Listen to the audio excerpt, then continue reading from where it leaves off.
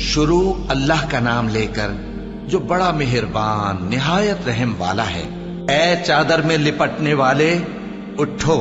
اب خبردار کرنے لگو اور اپنے پروردگار کی بڑائی بیان کرو، اور اپنے کپڑے پاک رکھو اور شرک کی گندگی سے تو الگ ہی رہو،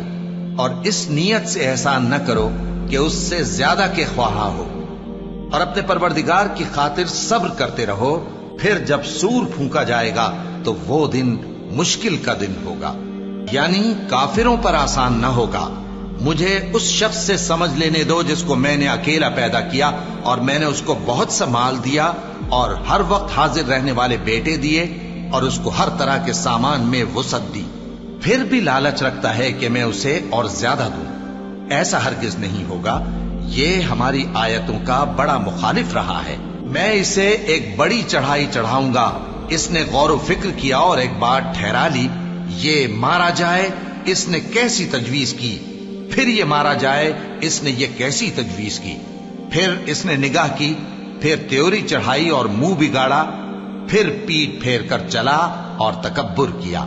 پھر کہنے لگا یہ تو جادو ہے جو پہلے لوگوں سے برابر ہوتا آیا ہے، پھر بولا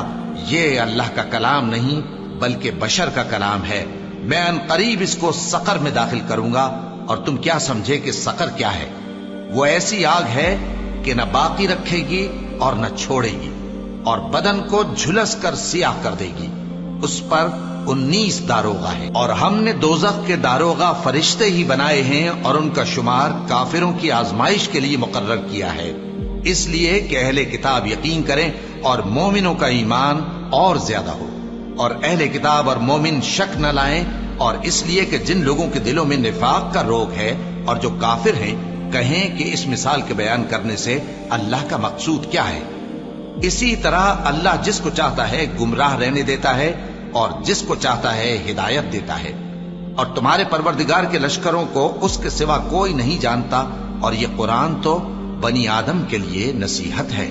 ہاں ہاں، قسم ہے چاند کی اور رات کی جب رخصت ہونے لگے، اور صبح کی جب روشن ہو جائے، کہ وہ آگ ایک بہت بڑی آفت ہے، انسان کے لیے ڈر کی چیز، یعنی اس شخص کے لیے جو تم میں سے آگے بڑھنا چاہے یا پیچھے رہنا چاہے۔ ہر شخص اپنے کرتوتوں کے باعث گرفتار ہوگا، مگر داہنی طرف والے نیک لوگ جنتوں میں ہوں گے، اور پوچھتے ہوں گے یعنی آگ میں جلنے والے گناہگاروں سے کہ تم دوزخ میں کیوں پڑے؟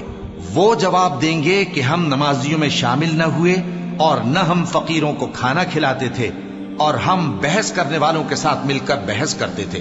اور روز جزا کو جھٹلاتے تھے، یہاں تک کہ ہمیں موت آ گئی۔